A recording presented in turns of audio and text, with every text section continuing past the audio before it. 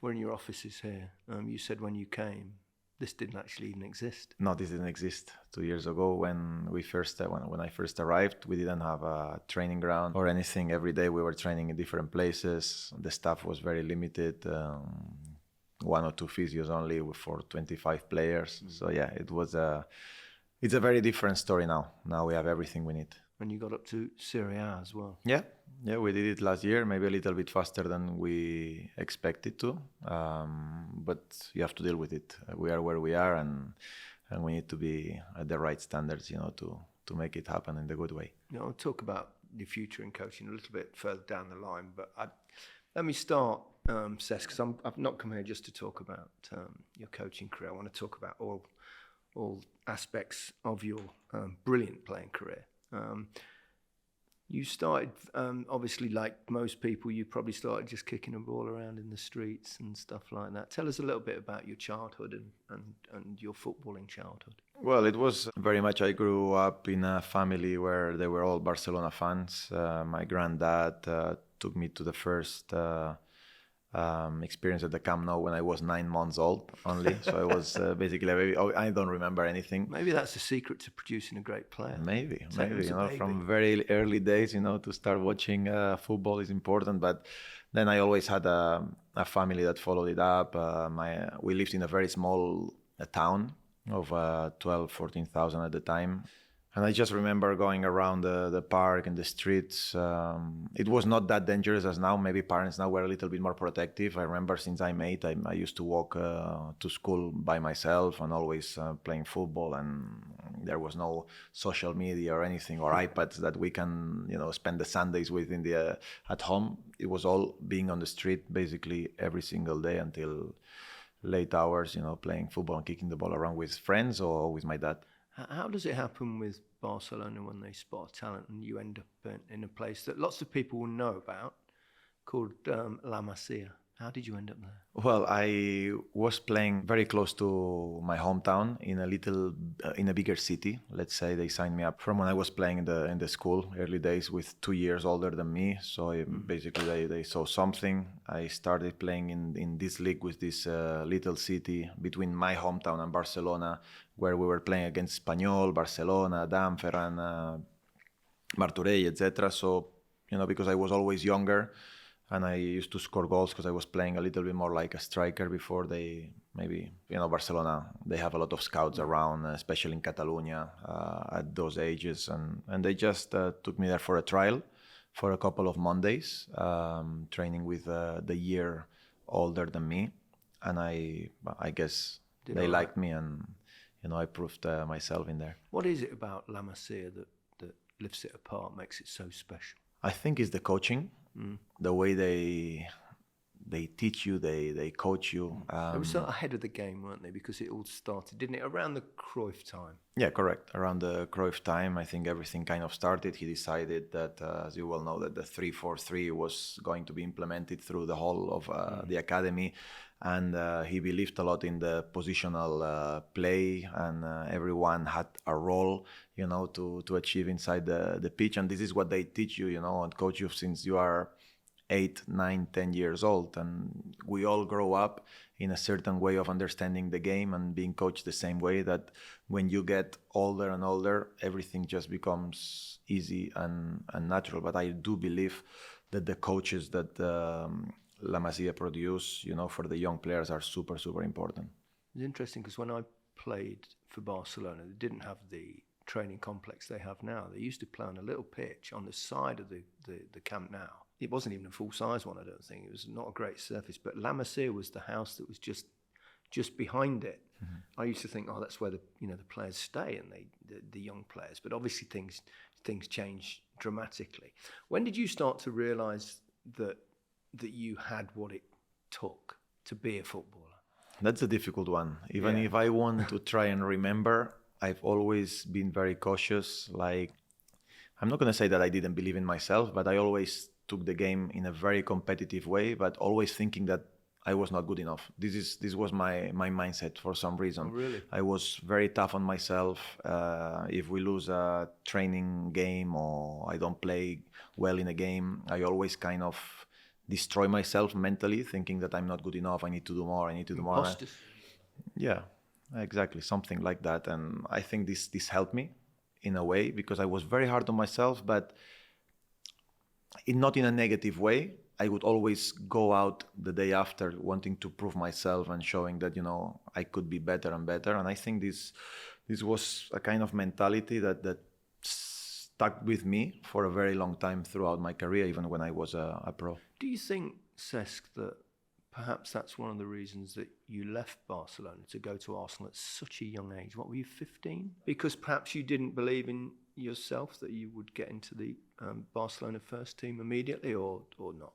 I don't think this was the reason, but I did see a plan from Arsenal's point of view. When I played my last year in Barcelona, we won absolutely everything. We won the league, the Copa Catalunya, and the Spanish Cup as well. So we had a really good team. I was the captain, vice captain of the team. So I felt that they believed in me. But in a way, the way Arsenal made me feel that they had a clear plan for me to go into the first team basically since day one, because I was about to turn 16 when I joined London and Arsenal. So for me, it was everything about the day that they said to me, please come and join us to London. We show you London Colney, and we present you the project basically face to face, in a proper way.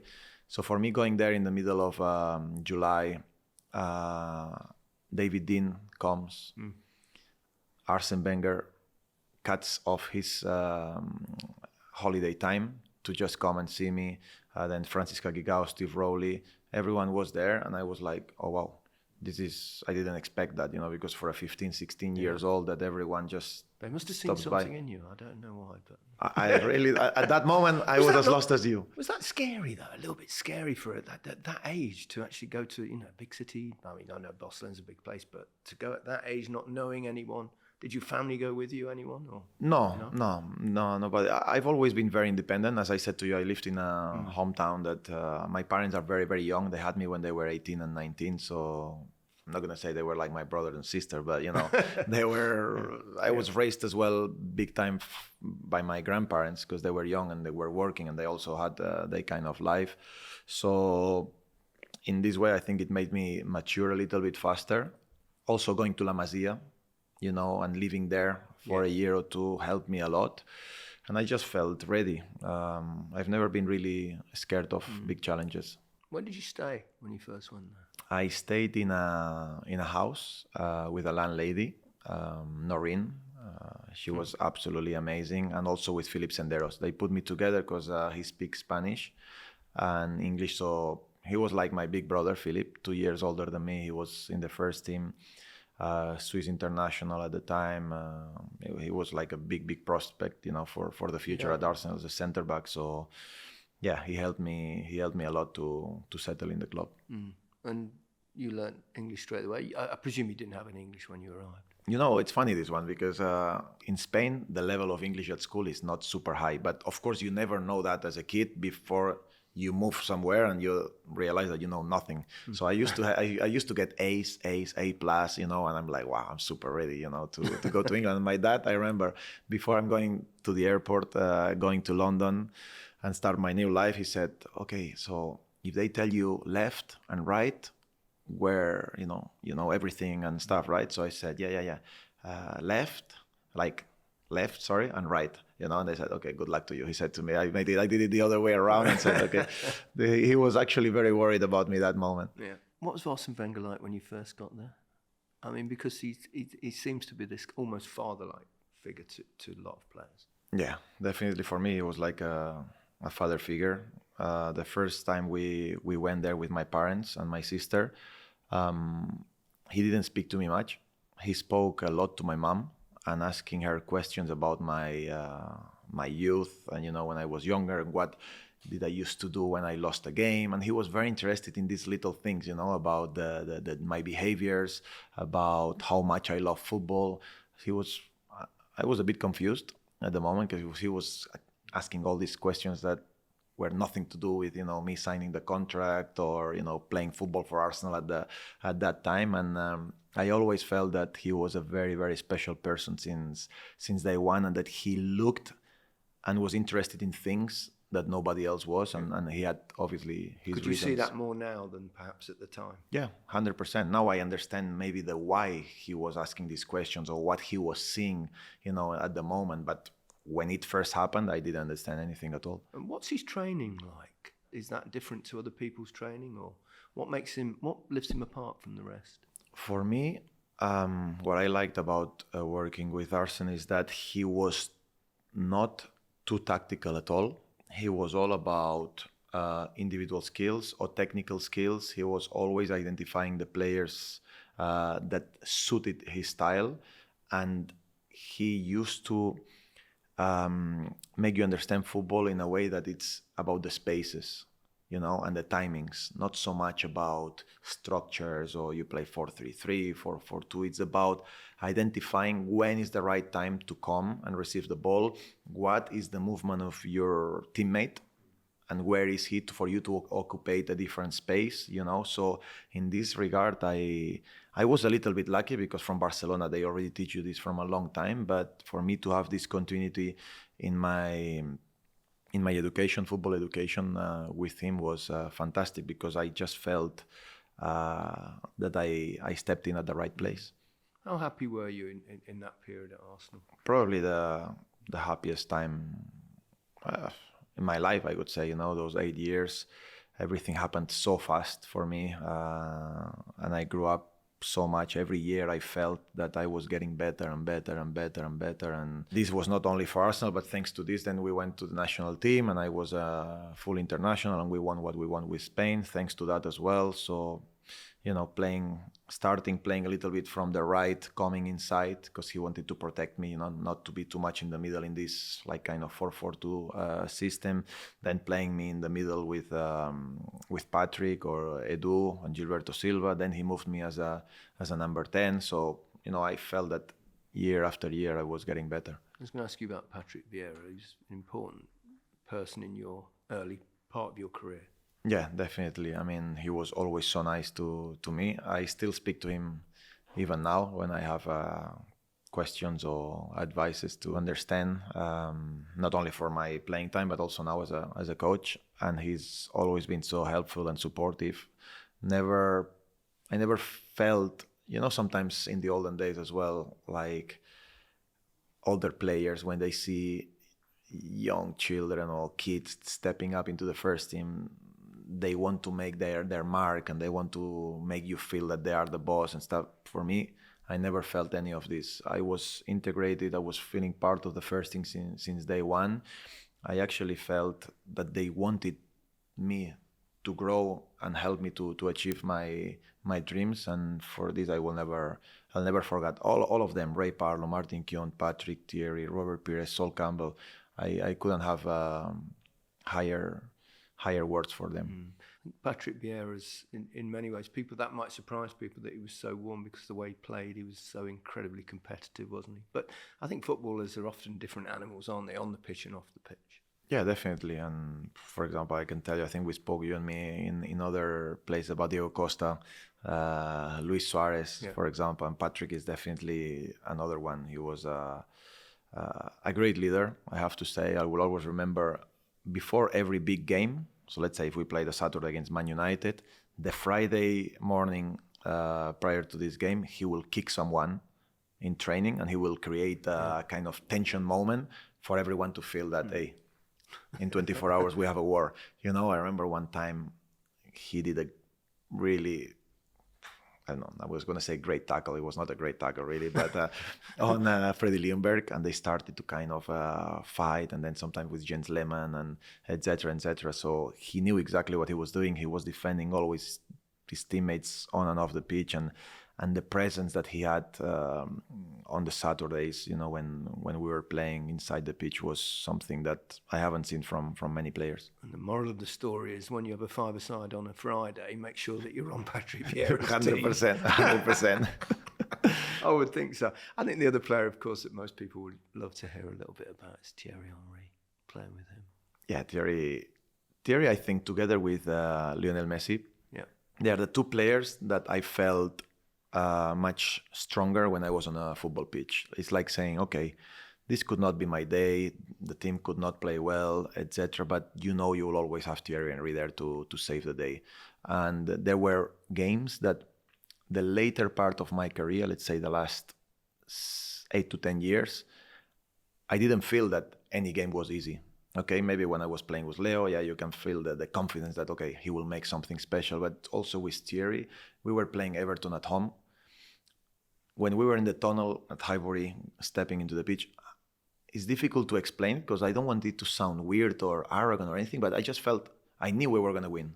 Mm-hmm. That was the power of me seeing Thierry there, and I only felt it with him and Leo. What's he like to play with as a person, Thierry? Oh, Thierry with me, the same. Even now, obviously, because we have a connection here at Como. I was going to ask you about that because he's what is he? He's involved with the ownership, well. Shareholder. Yeah, as well. So we are connected once again in live. Yeah. How did that come about? The fact I signed, for the club, and then I kind of also got involved with the club, and we share the same agent, Darren Dean. So they put them in contact, with the ownership, and they felt that he would be a great icon, to be involved with, and definitely he's helping so much. But going back to how he was as a man with me, I would say he's at the same level of Patrick with me. Zero doubts that Thierry helped me so much in my career when I was younger. I've known Thierry for a long time as well. I mean, he does like talking about football. He lives for football, doesn't he? Yeah, he does. And he was my coach. Remember, he was my teammate. He signed me for Monaco. Yeah, Monaco, of course. Only for 3 weeks. We were together. And I remember when we were sharing the same hotel, because he kind of just arrived 2-3 months before. Then I was looking for a house.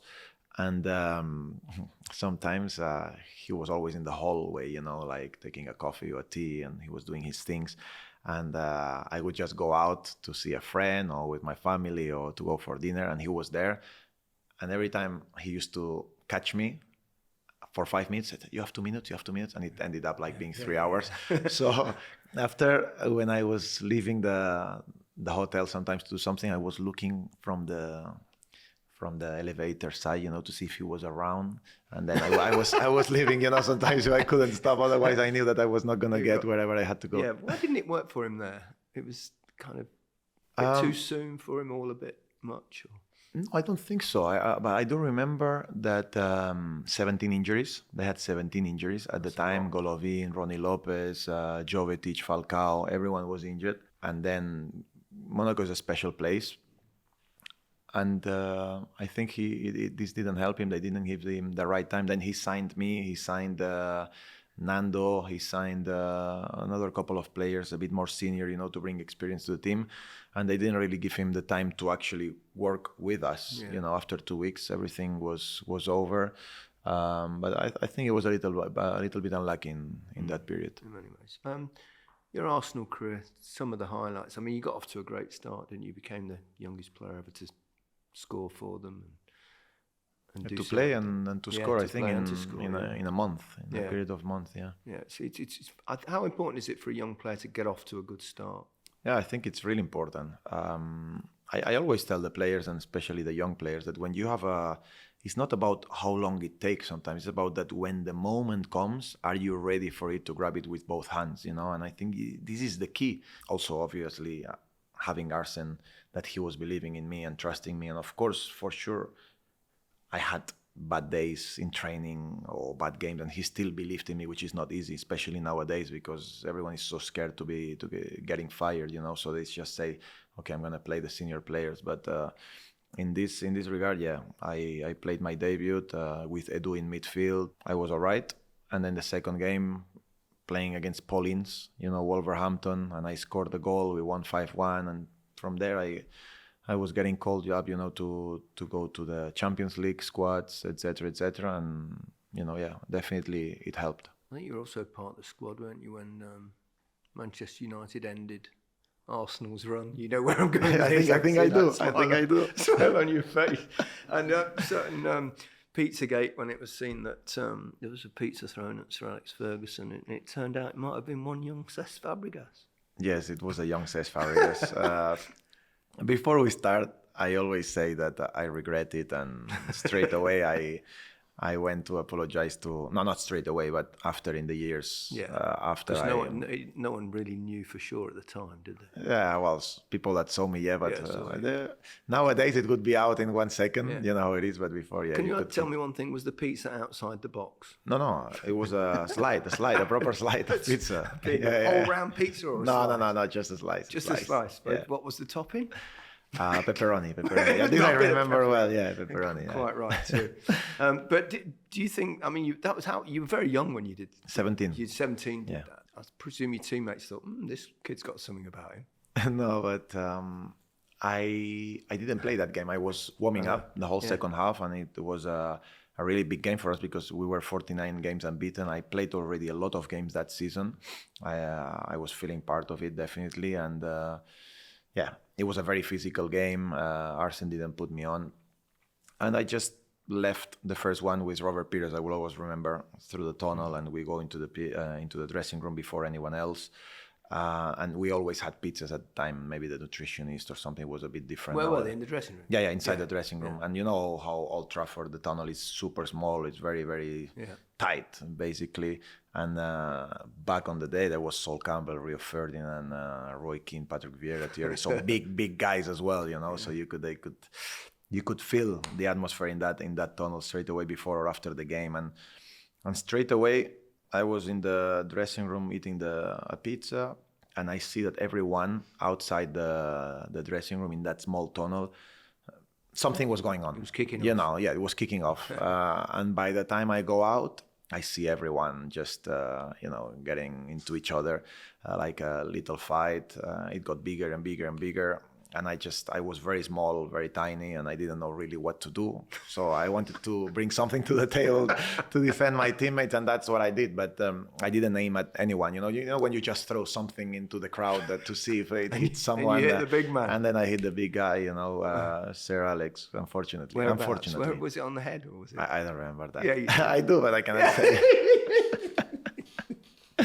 Oh, dear. That's fantastic. What were your absolute highlights of your time at Arsenal? Oof. That's a tough one because so many. Yeah, there were many, and for many years, obviously, my debut, my first goal. I know it doesn't count, but I do feel part of that Premier League title because I was every single day with them, and I trained, and I want to feel, and through the years, it made me feel better that some of the senior players, they said to me, "Oh, you made us raise the level." To see a young player, stepping in and then always training to see that is he going to take our places or no. I remember I was speaking to Ray Parlow as well sometimes. The year after he left, because Arsène kind of believed a little bit more in me because he was getting older, and he always said, "You threw me out of the club, send me to Middlesbrough, etc." So there were many things. The day that I was captain, when we won the FA Cup, many days. You talk about Ray Parlour there, and obviously people like Tony Adams as well. There was quite a culture that obviously Arsène Wenger changed a little bit in terms of that drinking culture, which they talk about themselves.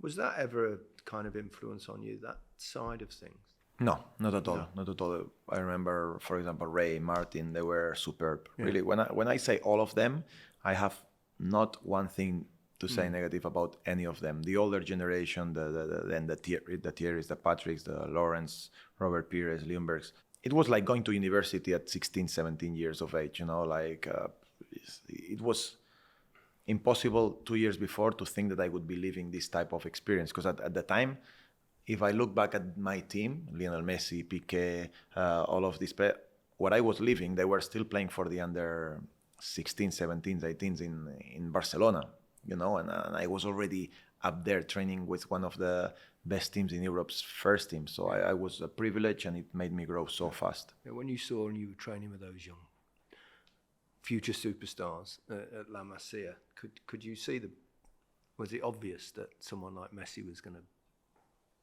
be really, really special or not?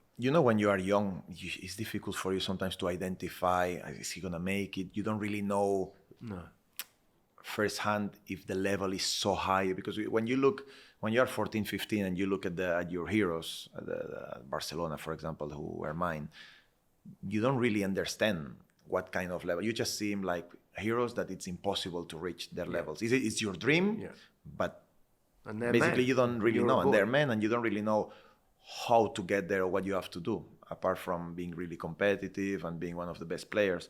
But definitely Leo was something that I've never seen in my life, and even when we were kids, because he was just dribbling everybody like they were not there. So after I moved to Arsenal, we had a little break. After 3 months, I moved there. So I went back to see my family, and they were playing a tournament, my age group of Barcelona against Real Madrid, and this type of player. My dad said, why don't we go and watch them and just say hi and everything. So I went to watch the game, and Leo was playing number 10 captain behind the striker, and I just remember, I cannot actually forget that game. He felt like a different guy, like a different person, stronger, bigger. They were trying to kick him, and he would never get on the floor, because before he was so small that sometimes when they were fouling him, yes, he was going to the floor, because he didn't have the strength. But it felt like after 3-4 months, he became a different type of player, and he was so outstanding, Gary. I cannot even describe. I can imagine. But at that age, and for me to see, okay, it's like, wow. It was a wow, an incredible wow. And after that same year, he played for the under-19s. He played for Barcelona C, because before it was like that. Barcelona B, and he made the debut with Barcelona first team. So he played basically in 4 different divisions. So that you can imagine in 1 year how much he grew. Yeah, we'll come back to Messi shortly. You also broke into the Spanish team about this sort of stage, but you got into a bit of trouble one night, didn't you? When? With Where? the police? Yeah, with the police, yeah. Yeah, actually, yeah. How do you know that, though? Because you've told me before. I told you? Okay. I don't want you to tell that story, because it's so good. Yeah. It was in Germany. In Germany, at the World Cup, yeah. We played the first game, and Luis Aragones told us, okay, you have the night to go out, etc. Before it was a little bit more like that, a bit more chilled. Now they don't let you do anything. So with Puyol, Iniesta, Xavi, and Luis Garcia, we decided to just have a little night out. We went to a Japanese restaurant that we all loved at the time, and we just took a van. Oh, actually, it was a Range Rover, actually. Big Range Rovers to take us all of us there, and the driver drops us just in front of the restaurant. When you have to park a little bit on the side, it's not really a parking space, but they just drop you on the side. And obviously, I don't know, maybe you do it or someone else do it, but I don't really look before, I open the door when they leave me on the side. Maybe I should. I was obviously mistaken 100%, but I didn't. I just opened my door, and there was a cyclist flying. Well, actually flying. He was going fast, but he flew. Vroom, and you feel the contact of the cyclist with the door. Yeah. I just didn't know what to do. You see a guy all of a sudden, by you opening a door of the car and going to eat a nice meal in a Japanese restaurant, you see a cyclist on the floor, that unconscious, bleeding. Okay. Thank God he had a cask, or how do you say, a helmet now. Yeah. And then obviously everyone there worried, what is happening, etc., etc. Luis Garcia touching his blood. I was like, what are you doing? They're trying to clean him with his hands. And then the police comes, and it was a bit stupid as well. When I was young, who was it who opened the door? And me, joking, I was so young and stupid. Puyol, I was pointing at Puyol, and he wanted to kill me.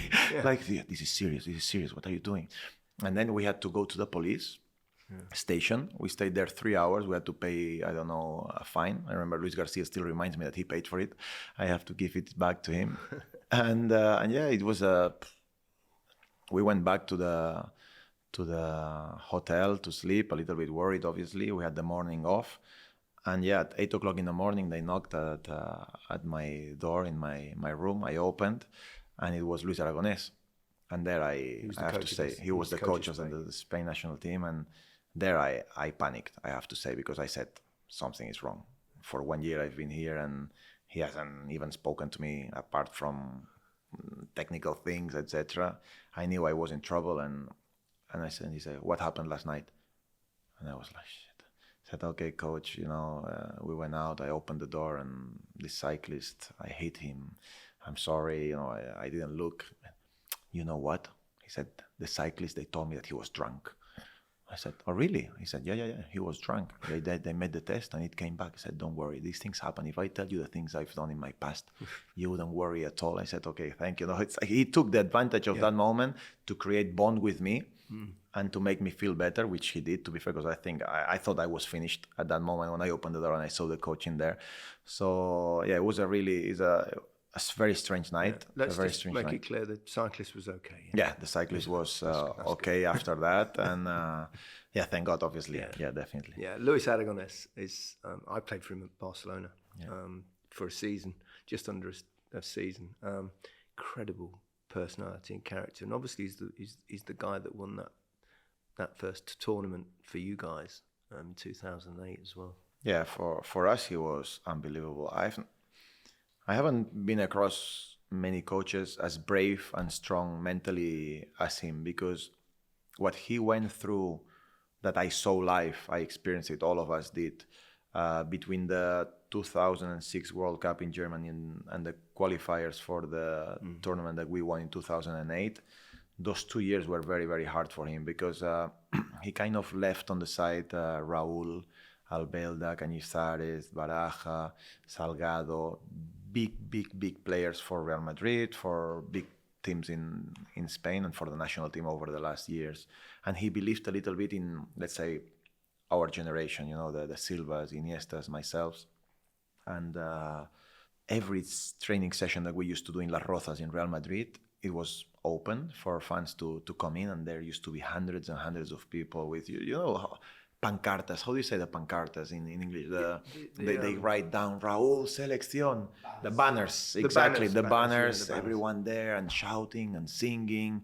And it was like, are they supporting the national team, or they just want Raúl back for the sake of, because he's Raúl, And then I remember one day we lost against Sweden in a big game for the qualifiers. When the game finished and we were at the airport, you know how it was. You lived it in Spain before, because there were so many cameras and journalists following the national team for Barcelona in your time, that he was surrounded all of a sudden for 20 cameras and 20 journalists. Are you going to finish? Are you going to stop being the national team? Are you going to retire from coaching? Just like that, all of a sudden. And I remember sitting with Puyol and seeing the things that he must go through. We felt so bad for him that it created even a more bond, between him and us. A them and us kind of thing. Yeah, and we started, to perform, to start winning, and then he just became a legend forever by winning that trophy. Did he still do the thing that just before you go out on the pitch in the dressing room, and he gets a ball and every player touches the ball? Did he inside all of us together? Yes, everyone huddled, and everyone on the ball, and there's "Vamos, muchachos!" Every game, every single game before, always together. He created like family bond. Yeah, 100%. He was a great man who's sadly no longer with us. Yeah. After that, was it hard to leave Arsenal? Or would you have left for anywhere else other than possibly Barcelona? No, I wouldn't have left for anything else or for anyone else. I even had doubts, and I maybe now thinking back, I think I should have waited a little bit longer. Do you? I think I should. Why? It was maybe not the right time. Xavi was still going strong. I thought in that moment, obviously, and how I was perceived and seen as the replacement of Xavi when he was getting a little bit older or basically about to retire. And it was not that time yet in this case. I know obviously different reasons, like Pep calling me and saying that he wanted to switch to a 3-4-3, that he wanted to put all the small, technical players at the same time on the pitch, which he did, to be fair, on the first season. But yeah, Xavi was still going strong. They had a lot of how can I say, everyone loved them, Xavi, Iniesta, Messi, for what they did before, obviously. They were quite good. They were not bad. and yeah, I just have the feeling that having waited a little bit longer, making the move, I would have been, more ready myself and more at the right time, to make the right step at the right time. What was the difference between playing for Wenger and playing for Pep Guardiola? As I said before, Arsène was more into the technical side, more freedom, more occupying the spaces, more about my role in particular, about go where you feel you can be dangerous. But it is also trust, because he knew that by me doing that and giving me this freedom, I was actually delivering the way he wanted me to do. So that's also a connection that you get between the coaches and the players. And then when I went to Barcelona, Pep was completely the opposite. He was very positional play, tactically very strong. He had every piece, studied of where he wanted and what everyone should do at every moment. So yeah, in this case, everything was very different. What kind of coach are you? Are you more Wenger or are you more Guardiola? Or even Mourinho? I will try to be a bit of both. I always talk about timings, about spaces, about the right moments, when to appear, when to go. It depends let's say the fullback goes a little bit more inside, the winger to go a little bit more outside to give width, at least one player to give the width on the pitch, etc., etc. So, but I like structure at the same time, because I think that if the team is well structured and set on the pitch, then everyone will understand better what to do at each time of the game. So I try to be as flexible as possible, because nowadays football is changing, and I feel that the same way that before players didn't need to be told that much what to do, I feel that now every single player needs to be told what to do, or either way they are lost on the pitch. That's my feeling. Yeah. Back to Messi. What's it like playing in the same side as him? Can it be intimidating for players? Because I always thought, cracky, if I played with Messi, I'd be terrified, because my touch is nowhere near as good as his, and all that kind of stuff. I always think that good players make you better. Yes. And Leo definitely makes everyone else around him better. And you feel confident, you feel secure, that whatever ball you pass him, for other one, it will be a bad pass, but he makes it good. And he gives so much continuity to the game. He makes dribbles, which is so difficult in nowadays, because everyone pushes you man to man. So you need always players that make the difference at one-on-one, like Leo, like Neymar, like Hazard, etc. Do you think they're a dying breed, people that go at players now? Because everything is a little bit more structured. Players have to do this. This pass goes in there. The player runs behind the fullback. This kind of stuff. Is dribbling going out of the game a little bit? For me, yes, 100%. Last year, when we got promoted, we did it all by changing our mentality, by believing, and by being well structured. We didn't have one player that was super fast, because if you don't have dribblers, at least if they come man to man, you have pace. Okay, like Vardy type of player that you can then chip a ball and you can stretch teams or make occasions from that. And we didn't have players one against one. So that's why I understand that the structure is very important when you don't have this type of players. But definitely you see less and less and less. And that's why, in my opinion, for example, now we've been looking for wingers, but either they are so expensive or it's difficult to find, and the Williams, Lamine Yamals, etc., they cost over 100 million. And that's why they are rare in this time. They're special players. Very special. Those sort of people. Why Chelsea? When I was at Arsenal, with Chelsea and me, Chelsea and Arsenal, how it is. That's why I asked the question. So it was always a frustrating time playing against Chelsea, because they were really strong. They were superb with Mourinho, with the Drogbas, Lampard, Terry's, etc. So I always kind of disliked them so much, even more for this reason. I always said it, for this reason. It was so frustrating playing against them, And when I went to Barcelona on my third season, after it, I kind of finished the season very, very strong. And Xavi ends up on the bench, and I start playing, and I'm saying, okay, I'm doing well, and this is my time, to fix my space, etc. And we play that game against Atletico Madrid. I don't know if you remember the last game of the season, where if we win, we are champions. Yes. And they needed the win or the draw. Okay. So that day I start. I play a through ball to Messi. Messi lays it back to Alexis. We score a goal 1-0, and I'm buzzing. Like I said, this is my moment. We win this. I play well. I'm here for the rest of my career. This type of feeling, after football changes and happens what it happens. But that was my feeling. Then we conceded a goal. We score a goal that it's disallowed on Leo, that it was never offside, etc., etc. And then I got substituted that moment for Xavi at the 75th minute, I don't know, something like that. And we end up drawing the game, and we don't win the league.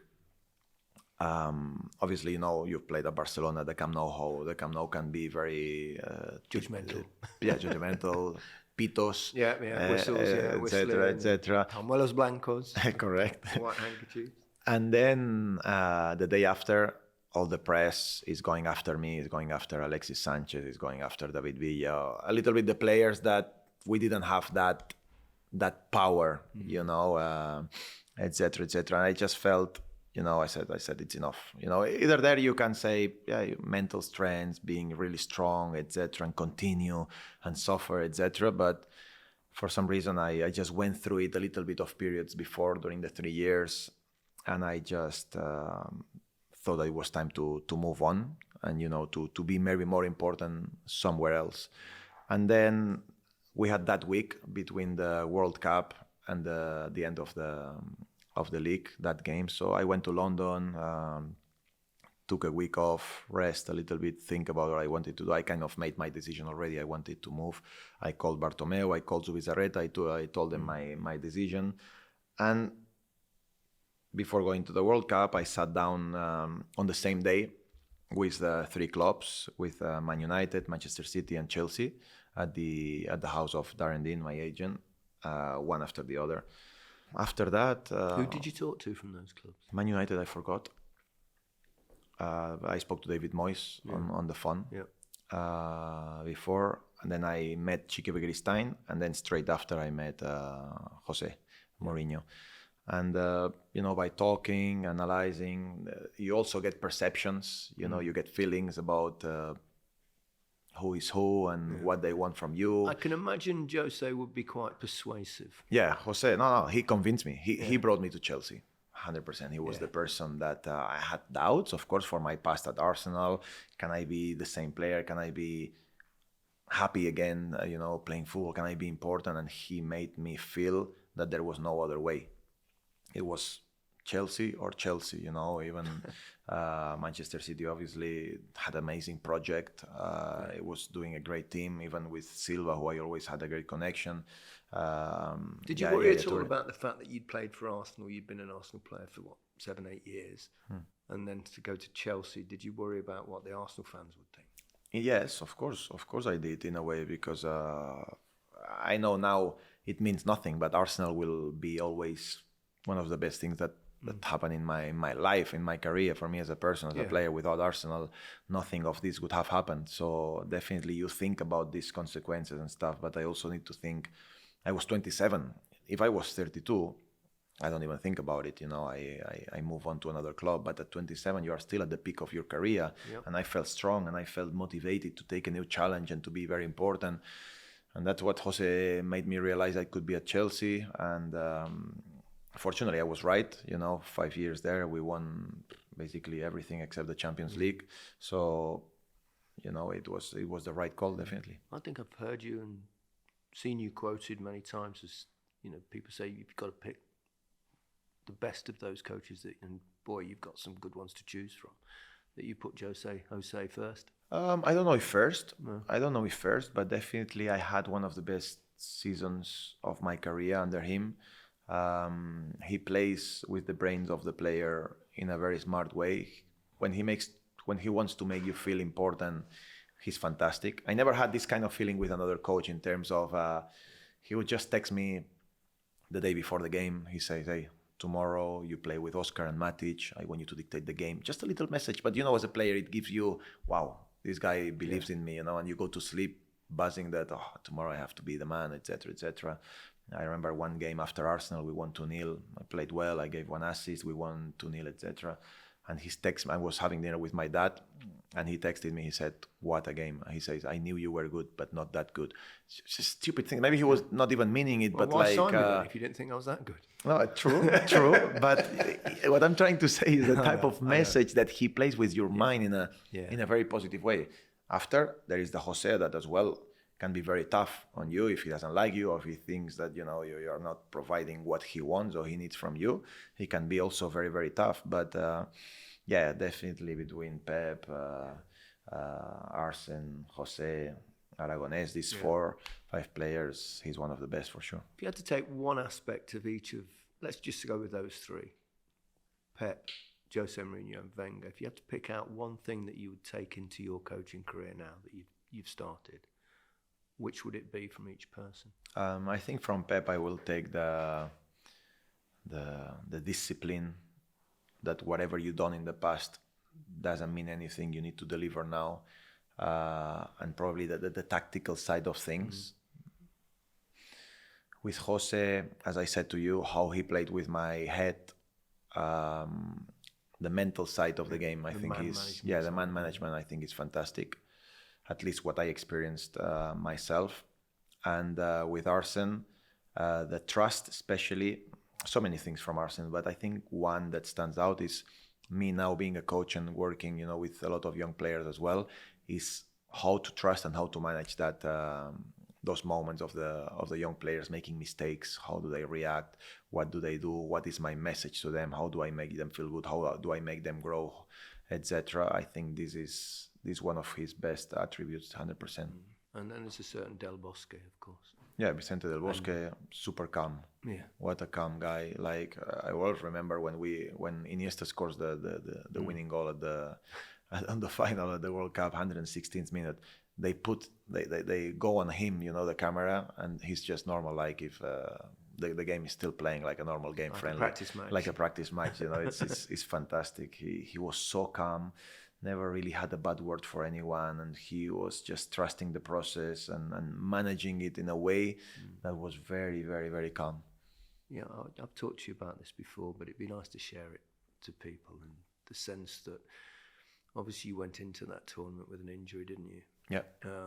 And you recovered, so you weren't actually in the starting lineup for that tournament, but you know, you featured in certain periods. You came on and made a difference. Mm-hmm.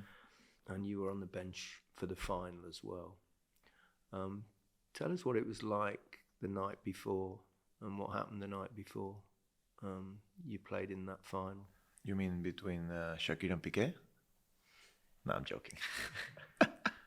By all means, share that. I knew you're not going there. But you know, sometimes you can be a bit sarcastic. I was just trying to, I can to tease you here. Sarcastic, but not at all. No, you told me the story once about what happened, you know, late at night with all the team and went to a certain player's room. No, but this was not only the night before the final. This was a routine for every single game that we play at 12 o'clock, midnight. Before a match. Before every match, we had this routine that all the team, for example, Xabi Alonso never came. 2 or 3 never really came because maybe they were sleeping or they had their own things going on. But 90%, let's say, all of us together in Pepperoni's room. We had Nesquik with milk, and you have croissants. The team manager would just get us these big plates of croissants, etc., and we just dip them into the milk with Nesquik, etc., and we drink. Some people take 2, some people take 3, some people take 4, and then we just keep telling stories and after story, like going back and remember this, etc., laughing a little bit, and then at 1:30 we used to go back to bed. It's incredible if you think about it now. If I'm the coach, now I'm a coach. You'd be worried about that, wouldn't you? If I know that the players are doing this, I could be going mental. Well, it could be worse than chocolate milk. They could be, you know. Yeah, it could, but still, it's not ideal. Having said that, we now know the secret to winning a World Cup. Yeah, correct. It's quite like easy. Chocolate milk. It's very easy. It's fantastic. I just love that. But you've been carrying an injury, and then you had a kind of another reaction. So you were on the bench for the final. Tell us what it's like being on the bench and how frustrating that must be and desperate you were to be part of that team and be part of that moment of history. Yeah, definitely. You always want to play because you always die to play, but that moment is one of those moments that you just want to be part of it. Yeah. And I mean, before the semi-final, I broke my leg against Barcelona kicking a penalty, etc. So I struggled to make it in time. He called me up. How do you break a leg kicking a penalty? Well, the game before, we played against Birmingham, and you remember a player called Gardner playing for Birmingham? Yes, yeah. So midfielder. So he hit me big time on the pepperoni, like really strong, and I was kind of limping. I was on crutches. I didn't know if I was going to make the game against Barcelona, but for me it was such a big game, so important. I didn't train the 3-4 days before, and the day of the game, in the morning before we met with the team, I just did a couple of laps at the Emirates just to see how I was feeling. I said, that's fine, let's just go ahead. I took some anti-inflammatories, painkillers, etc. I just played. It's one of those moments that when I was fouled for the penalty by Puyol, my leg got stuck between his two legs, and I think there I felt a little reaction. And when I went strong to hit the penalty, I think it just something broke in there, and it wasn't pleasant, to be fair. I don't know why I'm thinking this, but did you score the penalty? Yeah, I did.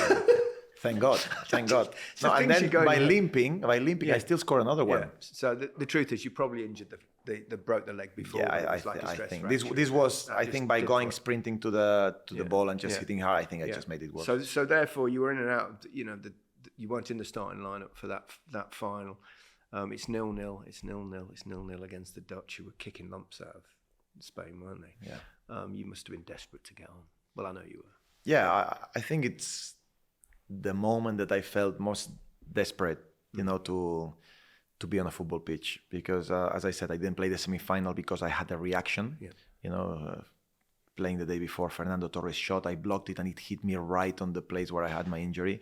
So I was limping again. I thought I broke it again. Yeah. So imagine my frustration. And there is this moment that the fitness coach was always the one that used to come to say to the players that are on the bench, who is going to warm up. Remember before there was only 3 substitutions and we were 23 players. That means 12 plus 2 goalkeepers, about 9 players who can come on. Yeah, was a part of you that was thinking, I don't want Spain to score yet. I want it to happen when I'm on the pitch. Yeah, I know that's selfish. I said that. I think I mentioned this to you. Yeah, it's this kind of selfishness, that you could have, and people can kill you for this, for saying something like that. But I just wanted to be part of it, and I wanted to make a difference at the biggest stage, that anyone can have. So when the fitness coach, 5 minutes into the second half, he always goes and tries to go. He's going around every single player on the bench, and then when he's in front of you, he points at you if you are the one that is going to warm up or not. He keeps it so like tense, until and he's going around. It's like some X Factor. Yeah, kind of shit. Exactly. And I was at the end of the bench, so imagine, it felt like it was a 5 minutes walk. The fitness coach was trying to catch the manager's eye, of course. 100%. I'm always looking around. So he's standing up and he points at Fernando Torres, and I'm like, okay, that's one gone. He keeps walking, he passes everybody, he walks on Jesus Navas, point at Jesus Navas, and I'm like, no way, there's only one left. That's it. Because before the way Del Bosque worked is the 3 players that go to warm up are normally the 3 players that come into the game. That's it. Yeah. And he just keeps walking. He's in front of me, and he lifts his finger like it feels like it's 10 seconds. And then he points me, and I'm like, oh my God, thank God for that. Yeah. So I went to warm up. I was sprinting all over the place, and then just to make sure that I'm ready to deliver. And you made a difference. That must have been magical. Yeah, it's probably the greatest moment of my career, to be able to impact a World Cup final. I should have scored before. I should have been Iniesta. I should have scored with my left foot. I missed it in front of the goalkeeper alone, one-on-one. Assist is the second best thing. Yeah, it is. Yeah. Cannot complain. No. Tell us, most English people, even I'm not old enough to remember England winning a World Cup. Tell us what it feels like. It's just a feeling that you cannot describe. Really, you need to feel it. I cannot go back and remember it because the adrenaline is so high. You achieved everything that anyone can ask for, when you are a little kid and you want to to play football, and your dream is to play football. You never expect that you will win a World Cup, that you will be in that moment. The way it happened as well, I'm talking about me personally, suffering in a way these moments that am I going to be called up? No, then getting injured before a semi-final. Am I going to be, selected to play the game, etc. So there were a lot of doubts in the last 3-4 months over I could make it or not, and just by being in that moment and lifting that trophy is probably one of the best moments of my career and my life for sure. The celebrations must have gone on for a while. Yeah, from the moment we landed at the airport of Madrid till we made it with the bus to wherever the party was. I think you upset Pujol on the way though, didn't you? Yeah. You know that too. I've got good memories. I shouldn't talk to you too much. Yeah, no, he did something. He was sleeping. I don't know. It was 10 hours or 12 hours. Yeah, from Cape. Cape Town or Johannesburg.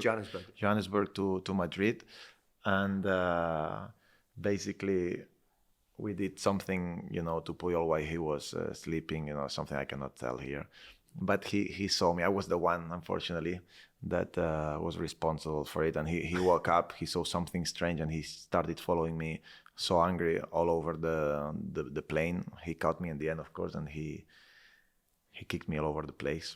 So then I went to sleep myself.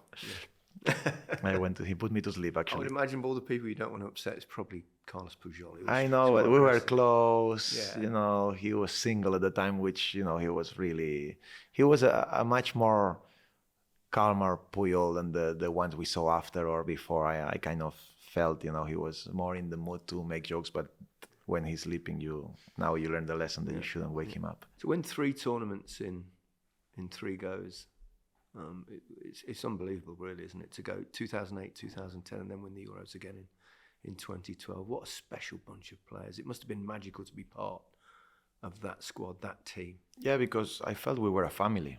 Like, really, we still have a group chat on WhatsApp. Yesterday was the birthday of Albiol, and we congratulate each other all the time. We still keep saying, when are we going to meet all together? When are we going to have a dinner? A reunion, haven't you? Yeah, we have a reunion, but pepperoni 42, he's still playing. The other one is now doing this, the other. So it's very difficult to manage a situation like that. But yeah, we were a complete family. Everyone wanted to go to the national team. Everyone wanted to feel part of it. It was a special bonding, very, very special.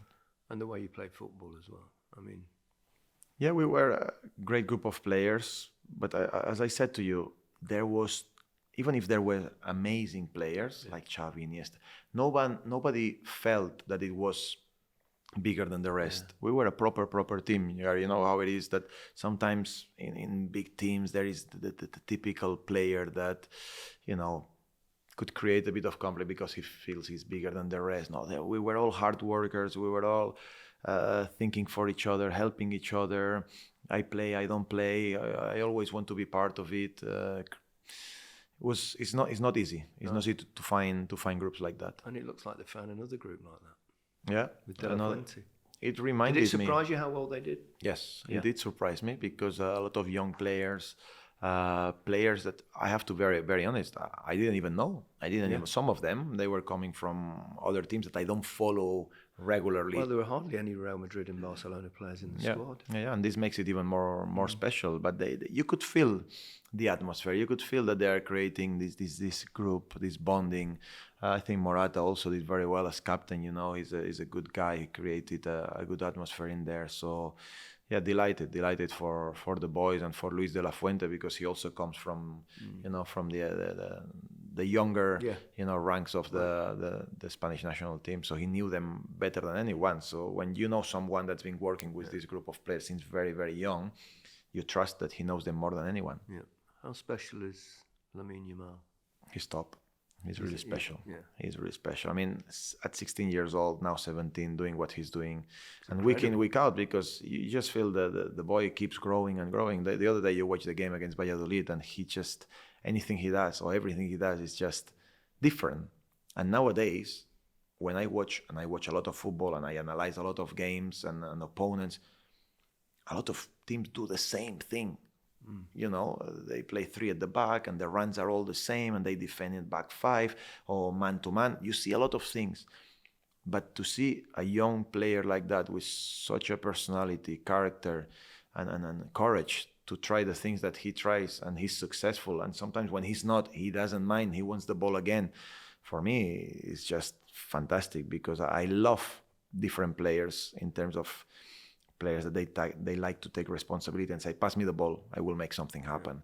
And he's that one. Individuality as well is important, because we were talking a little bit before, weren't we, just about how everything's structured and everyone knows their jobs and they need to know their jobs. You need that little bit of individual stuff to lift you from the rest, don't you, to make a difference. Yeah, I like to watch these players that even if they go man-to-man or they are man-marked or they play against a fullback that is really aggressive, these players that they say, pass me the ball, I don't care who is next to me, I will make something happen. Or this player that feels...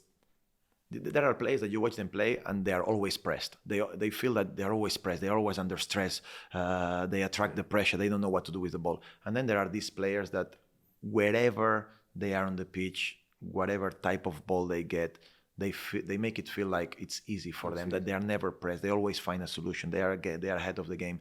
And definitely, Lamine Yamal is one of those. I always think the key in the difference that players make, it's not just football, but any sport. The greats always look like they've got more time than everyone else. 100%. Yeah. That's what, and straight away with him since day one, and I didn't know him because the first day he played, they told us, there is this young guy that Xavi's going to play him, he's going to give him the debut. We're all going 16 years old. But even though you think, okay, let's see what he can do. Yeah. But you never expect this type of level, and to do it at such a young age, how it is. It's very, very tough. Yeah. Well, on the subject of Spain, and I suspect he might win the Golden Boy. But who's going to win Ballon d'Or this year? Everyone's always interested in that. Particularly in Spain, they've always been interested in that. I think it's now the case perhaps in England as well. But they've always been a kind of, particularly around Real Madrid, there's this, who's your man? I'd go Rodri, but I don't know. Rodri is definitely a great shout. The same way you say Rodri, you could say Carvajal. I know he's a fullback and nobody really, but he wins the Champions League. Yeah. He scores. He plays in the Euros. Yeah. He delivers an amazing championship. Yeah. The consistency, the career he's had, many things that you put together. And obviously winning the Champions League and the Euros. Yeah, that's what I mean. Both things together. It's not bad. So the fullbacks go, come on, Cesc. No. Come on. And you're talking about the defensive midfielder as well. Well, that's maybe that's a sign where the game shifted a little bit. Not necessarily for the good. No, 100%. No, but it's true that football is changing, and then now we need to adapt to the situation that before it was the easiest thing in the world. Messi, Cristiano. Now they're gone. So now everyone is a little bit... where is the football going? Where are we going to choose? Rodri's played fantastic, Carvajal. There's always the likes of Mbappé, Haaland, that everyone will talk about. I'm not really capable to say anyone specific at the moment. Okay. But there is always also the shout of Vinicius, because he's done, and win the Champions League and playing well. But yet, your shout is very interesting to me because I think he deserves it.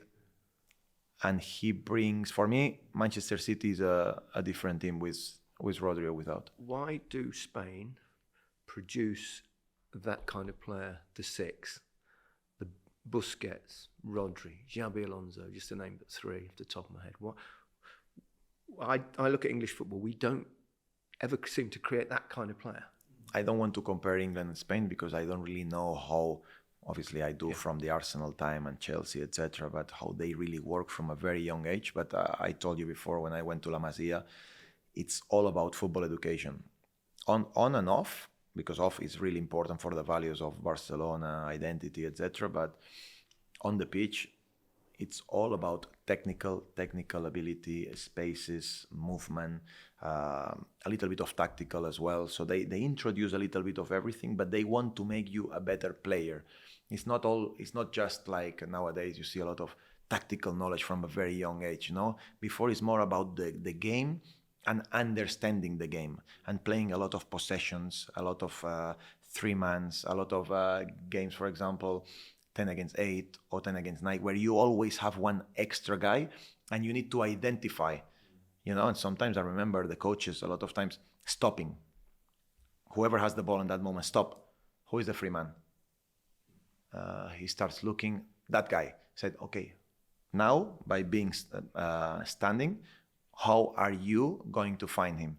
And he needs to give the idea.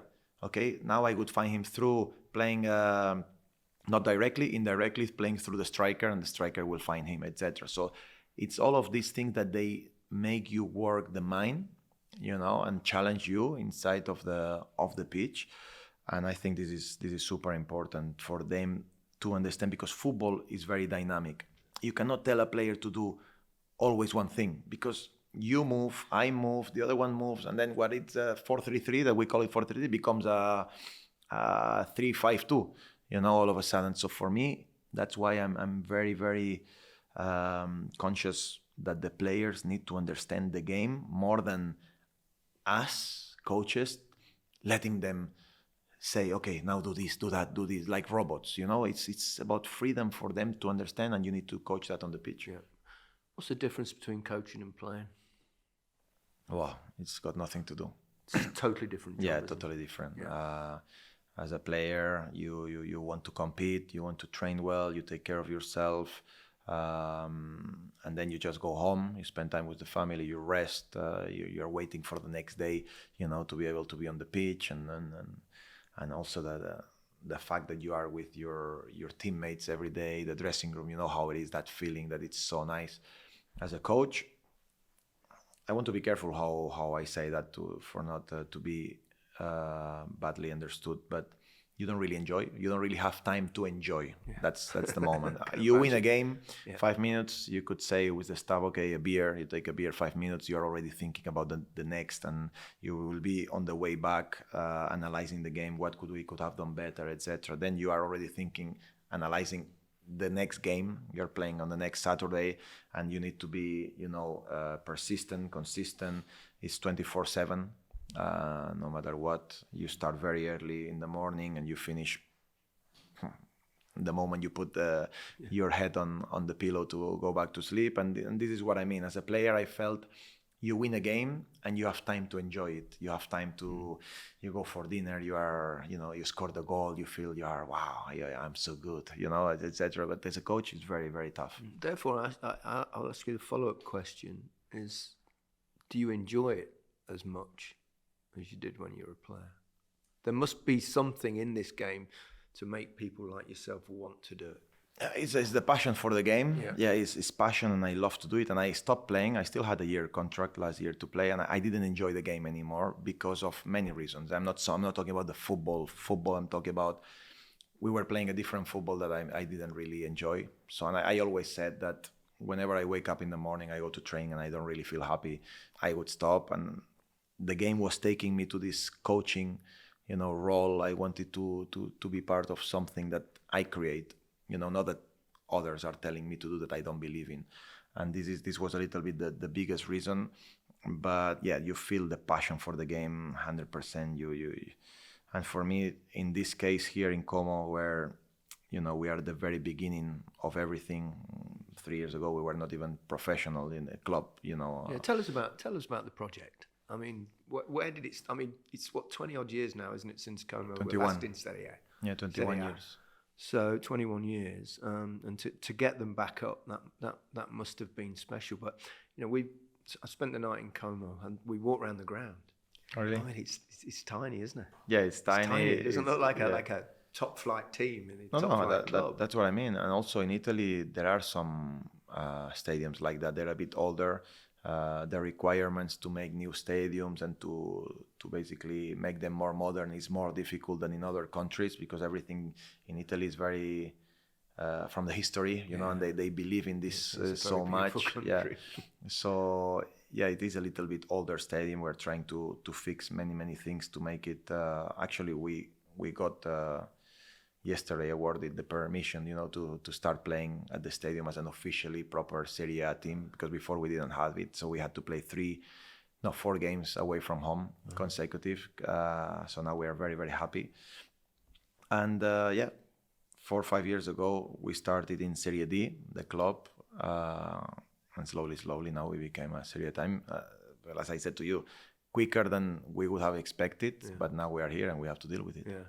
So it must be exciting, though, playing against all the giants with a small club like Como. Yeah, it is. It is very exciting. It's a big challenge. What's your target this season? Is it to stay up? Yeah. That would be it, Yeah. The target this season is to stay up 100%. We know who we are.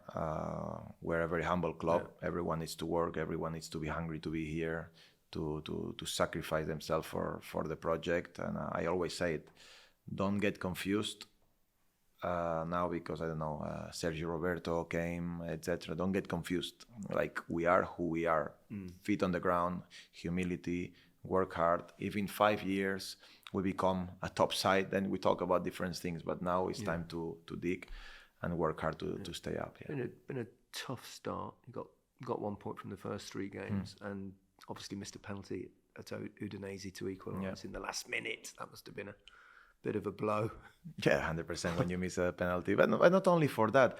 For me now, I know it can sound a little bit. Results are results, and this is what makes the big difference in football. Cool. But if you look at our performances and the moment where we are after 3 games, having come up this year, changing 11 players, I cannot be unhappy with the performance, because when you arrive against Juventus, it's different. It's like a hit of reality. We had a good half an hour, but after we conceded the first goal and the midfielder got injured and went off, we were not at the right level. So, okay, you take that one, Juventus away, first game, you'll take it. But then against Cagliari, you arrive 27 times, you score 1 goal, and we should have won the game 100%. We were dominant, and I like what I saw. Then against Udinese, we play even better, more with the style that I want. I see the personality that I want. We arrived 22 times.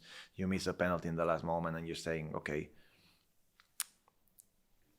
am I going to change? No, we're not going to change, because I believe in football, sometimes you just need a little click for it to change the way you want it. It's not going our way at the moment for whatever reason it is, but the performances, if you analyze, and the way we do it as coaches, we are not unhappy. No. You know, we so are you're doing, encouraged, we are really? doing exactly. You're not being outplayed either. So no, not at all. No. Not at all.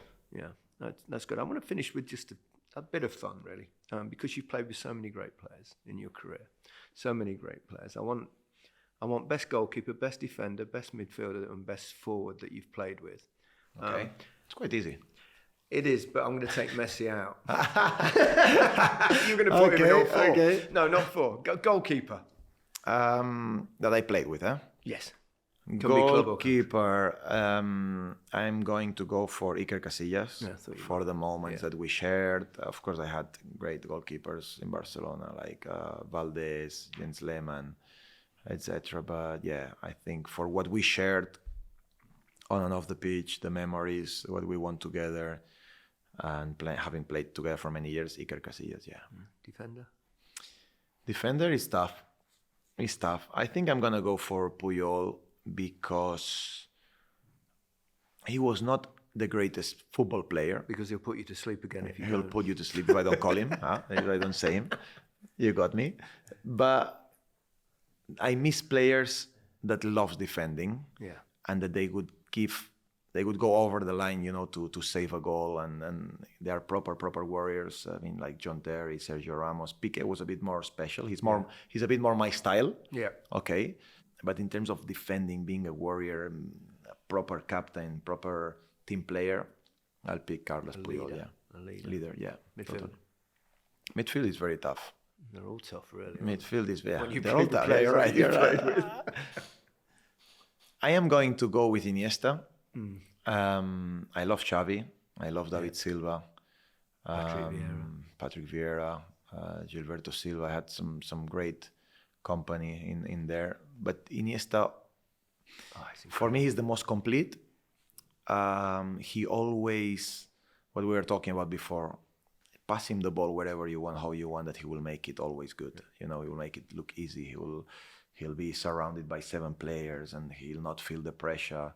He will always find the right solution. And in the later stages of his career, he improved by scoring goals. he was attacking more the space, especially when I was playing with him as well. We used to combine a lot, understand each other so well. I go outside, he comes inside.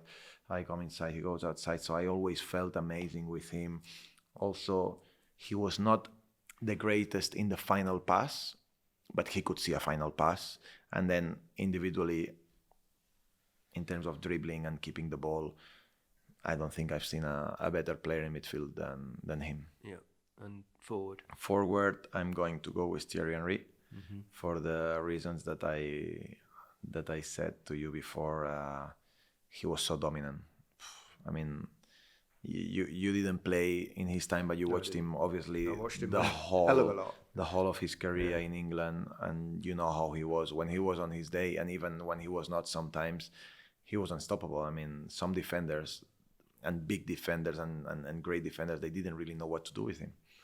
I always think when we think of the very best players, and you've mentioned a number of them there, that even however good they are, there are just the occasional individual that kind of transcends even them, that are comfortably better. In my time it was Diego Maradona, and your time like Messi. I mean, it's just football on another level, isn't it?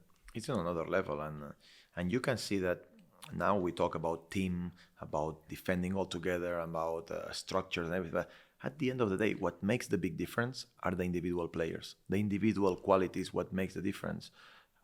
100%. The other day, we won a lot last year when we were in Serie B and many games. And as I said to you, we were very well structured, disciplined. And we did the same against Juventus. But it's another level. And then I could see live that the first touch, that the first pass, that moment that whether last year we were pressing and they were kicking it long because they were scared. Now we were pressuring the same, but they didn't feel pressed. They were getting away from the players. Individual quality, and I was like, wow, This is Serie A. This is another level. Absolutely. Cesc, you've given us so much time, been so generous with it. I feel like I've been a little bit like Thierry Henry. In fact, I've got you trapped. I've got you trapped in your office and won't let you go. I wish you absolute success this season. I hope you stay up comfortably. It's an amazing setup you've created here. Thank you so much for your time. Thank you so much, Gary. It's my pleasure. That's it for the rest is football this week. Goodbye from me.